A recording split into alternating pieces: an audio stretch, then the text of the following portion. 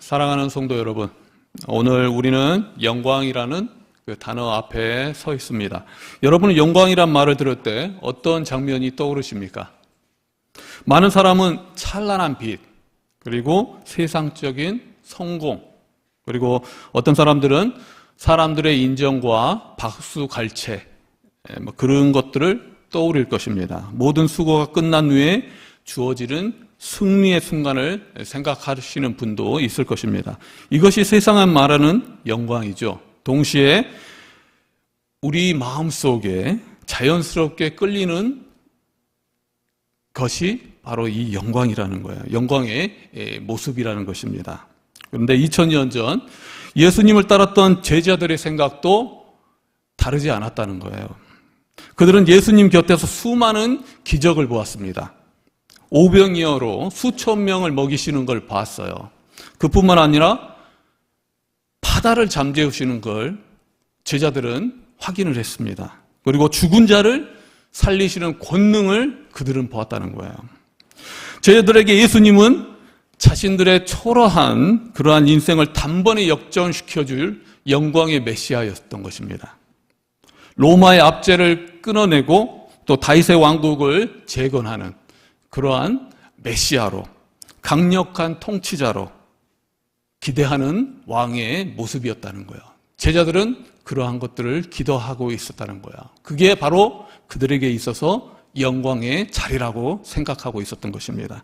그러나 마가복음 8장에 이르러서 예수님은 제자들이 품고 있던 이러한 기대를 깨뜨리십니다. 빌립보 가이사랴에서 베드로의 신앙 고백이 있은 이후에 주님은 그들의 생각과는 전혀 다른 말씀하신 거예요. 마가복음 8장 31절의 말씀에서는 이렇게 말합니다. 다 함께 읽겠습니다. 인자가 많은 고난을 받고 장로들과 대제사장들과 서기관들에게 버림받아 죽임을 당하고 사흘 만에 살아나야 할 것을 비로소 그들에게 가르치시되. 이 말씀은 제자들에게 큰 충격을 주었습니다. 영광을 기대했는데 죽음을 말씀하신 거예요. 승리를 바라보았는데 버림받음을 말하고 있었다는 거예요. 그들의 마음은 혼란에 빠질 수밖에 없었습니다. 우리가 기대한 길이 이 길이 과연 맞는 것일까? 그렇게 생각했다는 거예요. 그런 의문이 그들 제자들 마음속에서 일어나기 시작했습니다. 우리가 기대하는 메시아가 맞을까? 그런 생각들이 있었던 거예요. 누구든지 영광이라면 솔깃하지만 고난이라고 하면 뭔가 거리를 두고 싶은 그러한 단어가 고난이라는 단어라는 거죠. 예수님은 바로 이 시점에서 제자들이 고난이라는 단어 앞에서 멈칫하고 있을 때 세 명의 제자들 베드로, 야고보, 요한을 데리고 높은 산에 올라가십니다. 그리고 아주 잠시 동안 인간의 몸에 감춰져 있던 하나님 아들의 그 영광의 강체를 보여주신 거예요. 그것이 바로 변화산의 영광입니다. 오늘 본문의 변화산 사건은 제자들이 품고 있던 잘못된 영광의 기대를 바로잡고 곧 다가올 십자가의 의미를 미리 해석해 주기 위한 주님의 의도적인 행보였다는 거예요. 오늘 우리는 이 변화산의 영광과 그 뒤에 숨겨진 십자가의 길을 묵상하고 우리가 추구해야 할 참된 신앙의 길이 무엇인지 나누어 봤으면 좋겠습니다.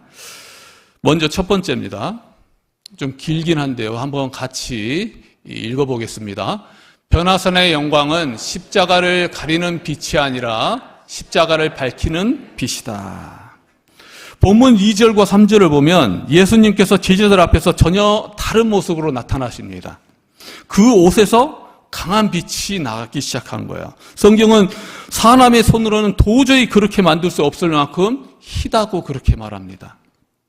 예수님이 어떤 분이신지 그 모습을 통해서 보여준 거예요. 곧 하나님이 보내신 분을 넘어서 하나님 자신임을 보여주신 거예요. 그 장면을 통해서, 그 영광의 장면을 통해서 보여주신 것입니다. 그래서 이 장면은 정말 놀랍고도 황홀한 장면이라는 거죠. 인간의 노력이나 이해만으로는 그리고 지식의 추구만으로는 닿을 수 없는 그러한 모습이었다는 거예요. 하나님이 허락하실 때에만 열리는 영적인 세계의 모습이었다는 거죠. 그 자리에 모세와 엘리야가 나타나서 예수님과 대화를 합니다. 모세는 율법을, 엘리야는 예언을 대표하는 인물이죠.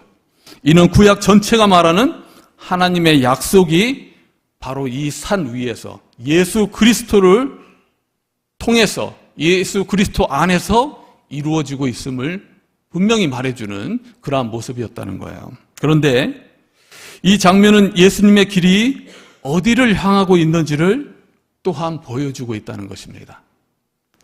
마가복음 전체에는 예수님께서 예루살렘으로 올라가는 여정을 따라 말씀을 전하고 있습니다. 분명히 성전은 산 위에 있습니다. 그래서 예수님은 분명히 올라가는 그러한 모습들을 보여주고 있다는 거예요.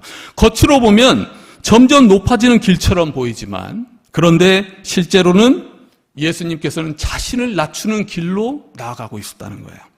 고난의 길이며 죽음의 길이며 십자가의 길이었다는 것입니다. 그 끝에는 죽음이 기다리고 있었다는 거예요. 십자가가 기다리고 있었다는 거예요.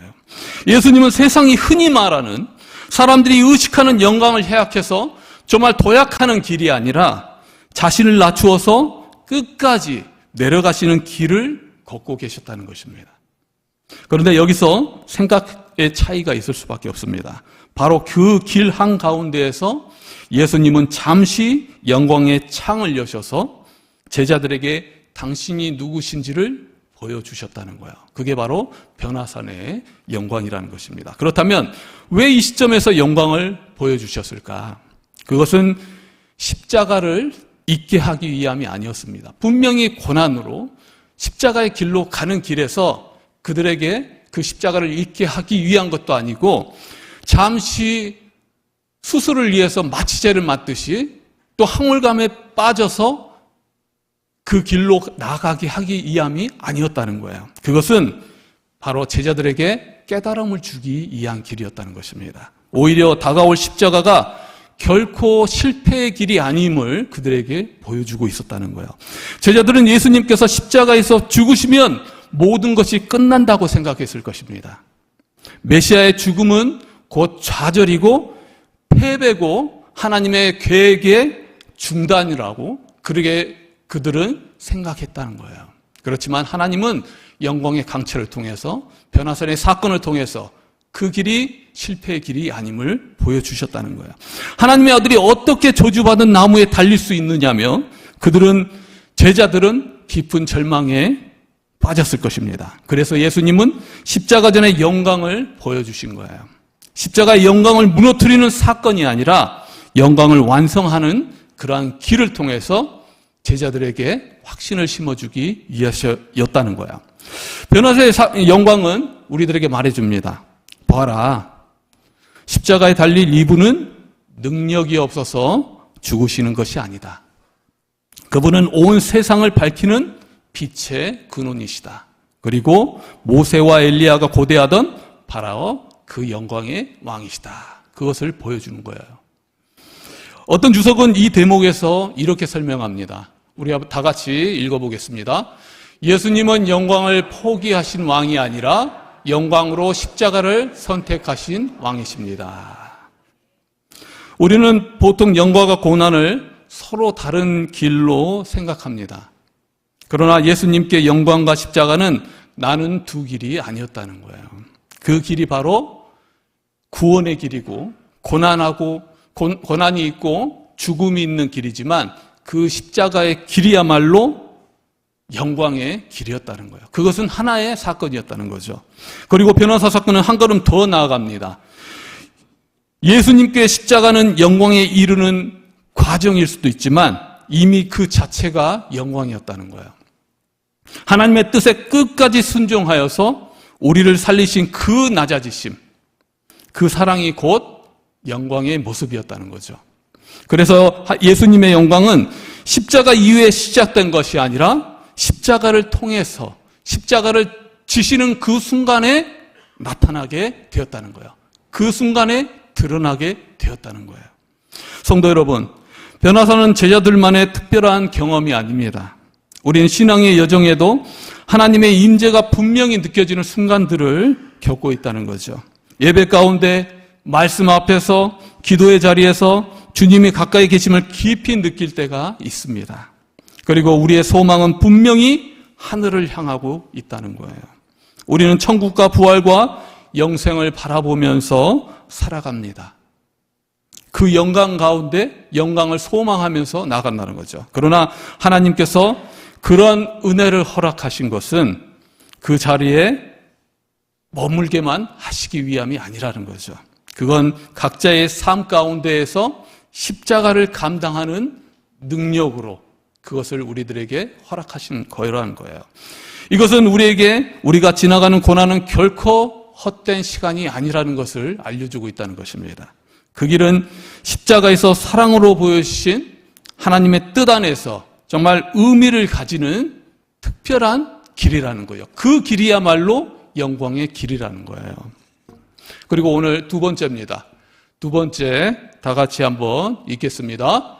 우리는 영광의 순간에 머물고 싶어 하지만 예수님은 십자가의 자리로 내려가라 하신다.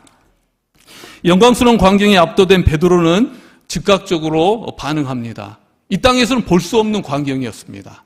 그래서 그 때에 5절에서 그 베드로는 얘기하는 거예요. 다 같이 한번 읽겠습니다. 베드로가 예수께 고하되 라삐여 우리가 여기 있는 것이 좋사오니 우리가 초막 셋을 짓되 하나는 주를 위하여 하나는 모세를 위하여 하나는 엘리야를 위하여 하사이다 하니. 우리는 베드로의 마음을 충분히 이해할 수 있습니다. 그 순간이 얼마나 좋았겠습니까? 세상의 근심도 로마의 압제도 느껴지지 않는 그 자리라는 거예요. 죽음이나 고난이라는 말조차 끼어들 틈이 없는 그러한 자리였습니다. 베드로는 이 황홀한 체험 속에서 그대로 머물고 싶었습니다. 다 그런 생각을 가질 수 있다는 거죠. 연약한 우리들은 그런 생각들을 가질 수 있다는 거예요. 그러나 성경은 베드로의 이 제안에 대해서 냉정하게 평가합니다. 6절의 말씀을 보면 그가 무슨 말을 할지 알지 못함이더라. 그렇게 표현하고 있어요. 그렇다면 베드로는 지금 무엇을 놓치고 있는 것일까? 베드로의 제안은 겉으로 보면 경건해 보입니다. 사실은 예수님을 따르는 길에서 한 발 비켜서 회피하고 있다는 거예요. 비켜서고 있다는 거예요. 예수님의 그 길이 아니라 비켜서서 그 영광만을 바라고 있는 그러한 모습이라는 거죠. 십자가로 내려가는 길이 아니라 영광에 머무르고 싶은 선택이었기 때문입니다. 베드로는 산 아래의 현실을 잠시 잊고 싶었다는 거예요. 그러나 산 아래에는 무엇이 기다리고 있었습니까? 마가복음 9장 후반부를 보면 그곳에는 귀신 들린 아들들은 아버지의 절망이 기다리고 있었습니다. 남은 제자들의 무력함과 다툼이 기다리고 있었어요. 그리고 서기관들의 냉소와 비난이 가득 차 있는 그곳이 바로 기다리고 있었다는 거죠. 그런데 그게 바로 현실이었다는 거죠. 그리고 그 모든 길의 끝에는 결국 내가 믿는 메시아가 죽을 수밖에 없는 예루살렘의 십자가가 기다리고 있었다는 거예요. 베드로의 고백 속에는 고난을 피하고 싶은 마음이 담겨 있습니다. 십자가로 향하는 길 대신에 영광에 머물고 싶은 그러한 바람이 있었다는 거죠.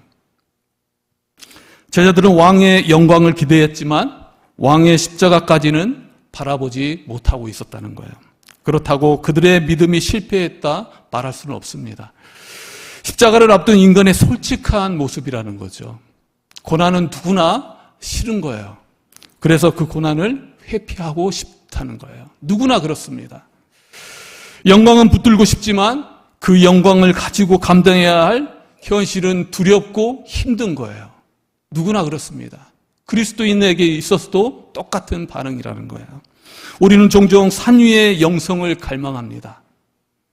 그러나 그 은혜를 품고 다시 세상의 고통 한가운데 내려가는 일, 그 앞에서 진정한 영성이 이루어질 수 있다는 거예요. 예수님의 길은 언제나 내려가는 길이었습니다. 주님은 초막을 짓자는 베드로의 제안에서 아무 대답을 하지 않으십니다. 대신 제자들을 데리고 다시 산 아래로 내려가시는 거예요. 예수님의 목적지는 변화산 정상이 아니었습니다. 다시 내려가는 거예요. 그리고 골고다 언덕으로 죽음으로 가는 거였다는 거예요. 여기서 우리가 기억해야 될 것이 있습니다. 참된 영성은 그 자리에 머물러서 완성되지 않는다는 거죠. 성공의 자리에서가 아니라 은혜를 붙들고 다시 내려가는 그러한 삶을 통해서 이루어진다는 거예요. 주님은 병든 아이가 있는 곳으로, 그리고 죄와 상처가 드러난 현장으로, 그리고 눈물과 탄식이 멈추지 않는 그러한 삶의 자리로 다시 내려가셨습니다. 그리고 마침내 우리 주님은 우리 죄를 대신에 짊어지시고 십자가에 못 박혀 돌아가시는 그 자리로 결국 끝까지 내려가시게 됐다는 거예요. 이 땅은 여전히 완전하지 않고 또 눈물과 아픔의 현실이 우리 앞에 놓여 있습니다. 그러나 하나님은 우리를 그 현실에서 피하라고 말씀하시지 않는 거예요. 오히려 소망을 품고 그 자리에서 믿음으로 살아내라, 그렇게 말씀하고 계시는 거예요. 사실 하나님의 영광이 가장 뚜렷하게 드러나는 자리는 바로 산 위가 아니라 이 땅 삶의 현장이라는 것입니다. 여러분, 우리가 가정으로 또 직장으로 고통받는 이웃의 현장으로 내려가서 정말 작은 십자가를 지고 걸어가는 그 걸음 속에서 하나님의 영광은 빛을 발하게 되는 것입니다. 그를 위해서 그 끝이 무엇인지 보여주기 위해서 예수님께서는 변화산의 그 광채를 잠시나마 제자들에게 보여주신 거예요. 십자가를 잃어버린 영광은 붙잡을 수 없는 환상에 불과합니다. 참된 영광은 산 아래에 무너진 현실을 다시 살리는 십자가의 능력을 통해서 나타난다는 거예요. 세 번째입니다. 세 번째, 다 같이 한번 읽겠습니다. 하나님의 영광은 사랑하는 아들의 말씀을 따를 때 이루어진다. 베드로의 행설수설이 이어질 때 갑자기 구름이 와서 그들을 덮기 시작합니다. 그리고 구름 속에서 하나님의 음성이 들리는 거예요. 7절의 말씀입니다. 이는 내 사랑하는 아들이니 너희는 그의 말을 들으라 하는지라. 이 음성은 매우 중요합니다. 출애굽기에서 시내산이 구름으로 덮였습니다. 성막과 선전에도 하나님의 임재가, 정말 하나님의 임재가 나타났을 때 구름으로 가득 찼다는 거예요. 구름은 하나님이 가까이 계시다는 것, 그리고 하나님의 임재를 나타냅니다. 그 거룩한 순간에 하나님의 음성이 들리기 시작한 거예요. 그것은 결정적인 순간에 분명한 명령이었다는 거예요. 그렇다면 그의 말은 무엇을 의미하는 것이었을까요? 문맥상 살펴보면 제자들이 가장 듣기 싫어했던 바로 그 말씀이었다는 거예요. 인자가 많은 고난을 받고 죽음을 당해야 하리라. 그 말을 들으라. 그렇게 말씀하셨다는 거예요. 누구든지 나를 따라오려거든 자기를 부인하고 자기 십자가를 지고 나를 따르라. 그 말씀이었다는 거예요. 하나님은 변화서에서 이렇게 말씀하신 것과 같습니다. 보아라, 하나님의 아들의 영광은 참으로 찬란하다. 이 모습을 보아라. 그러나 이 영광의 완성은 이 산 위에서 있지 않다. 너희가 외면하고 싶었던 그 고난의 한가운데 있다. 그렇게 말하고 있다는 거예요. 그래서 하나님은 보라라고 말씀하시지 않고 영광의 강체를 보여주셨지만 보라라고 말씀하시지 않고 들으라 말씀하신 거예요. 눈에 보이는 영광은, 정말 하나님의 영광은 찬란하지만 우리는 현실 속에서 그 영광을 드러내는 삶을 살아가기 위해서 우리는 말씀을 들으며 살아가야 된다는 거예요. 말씀은 우리를 산 위에 붙잡아 두지 않고 다시 삶의 자리로 내려가라 합니다. 고난을 피하라고 말하지 않고 십자가를 통해서 하나님이 이루어지신 뜻을 보라고 그렇게 말씀하시는 거예요. 이 말씀은 제자들을 혼란스럽게 하라는 그러한 말씀이 아니었습니다. 오히려 십자가의 길에서 흔들리지 않도록 붙잡아주는 생명의 말씀이었다는 거예요. 그들이 내려가게 될 텐데, 이 강체를 보고 그들이 내려가게 될 텐데, 그 땅에서 정말 현실을 딛고 살아가는 그들에게 말씀을 통해서 살아가는 능력이 될 수 있도록 그들은 말씀으로 살아갈 수 있도록 붙잡는 그러한 것이었다는 거예요. 곧이어 구름이 걷히고 변화사의 빛도 사라지기 시작합니다. 그리고 8절은 이렇게 말합니다. 다 같이 한번 읽겠습니다. 문득 둘러보니 아무도 보이지 아니하고 오직 예수와 자기들 뿐이었더라. 아멘. 모든 특별한 장면이 지나간 뒤에 오직 한 분만 남았습니다. 오직 예수 그리스도 한 분이었다는 거예요. 성도 여러분, 우리는 현실이 어려울 때 찬란한 영광을 느끼지 못할 수도 있습니다. 승리하고 복받고 그러한 삶을 정말 영광된 삶이라고 생각하는 그러한 삶을 누리지 못할 수도 있어요. 그러나 오늘 말씀은 우리들에게 분명히 알려주고 있습니다. 이 땅에서의 참된 영광은 상황에 있지 않고 오직 예수 그리스도 안에 있다고 말해주고 있는 거예요. 그리고 그 예수께서 우리 안에 계실 때에 그 영광은 우리의 삶을 통해서 드러나게 된다는 거예요. 오직 예수 그리스도만 남는다. 그러한 말씀을 해주신 거예요. 오늘 골로새서 1장 27의 말씀을 한번 다 같이 읽겠습니다. 이 비밀은 너희 안에 계신 그리스도시니 곧 영광의 소망이니라. 아멘. 우리가 가지고 있는 그러한 비밀, 그 비밀은 영광의 소망은 바로 한 분, 예수 그리스도를 통해서 이루어질 수 있다는 거죠. 복음은 우리에게 고난을 피해가라고 말하지 않습니다. 그렇다고 아무 생각 없이 참고 견디라고도 말하지 않습니다. 복음은 하나님께서 고난 한가운데서 어떻게 일하시는지, 그 속에서 어떻게 영광을 드러내시는지를 보여줍니다. 그 영광은 하나님의 뜻에 끝까지 순종하신 예수님 길 속에 나타난 것입니다. 그래서 하나님의 영광은 우리가 무엇을 보았느냐에 달려있지 않다는 거예요. 누구의 말씀을 듣고 그 말씀을 따라서 어디로 가야 하는지 달려있다는 거죠. 사랑하는 아들의 말씀에 귀를 기울이고 그분이 걸어가신 길을 따라갈 때 하나님의 영광은 오늘도 우리의 평범한 삶 속에서, 정말 조용하지만 평범한 삶 속에서 분명히 드러날 것을 믿습니다. 사랑하는 성도 여러분, 말씀을 맺고자 합니다. 변화사는 우리에게 두 가지를 동시에 보여주고 있어요. 하나는 예수 그리스도의 찬란한 영광입니다. 다른 하나는 그분이 반드시 걸어가셔야 할 십자가의 길이었다는 거예요. 이 둘은 결코 분리되지 않습니다.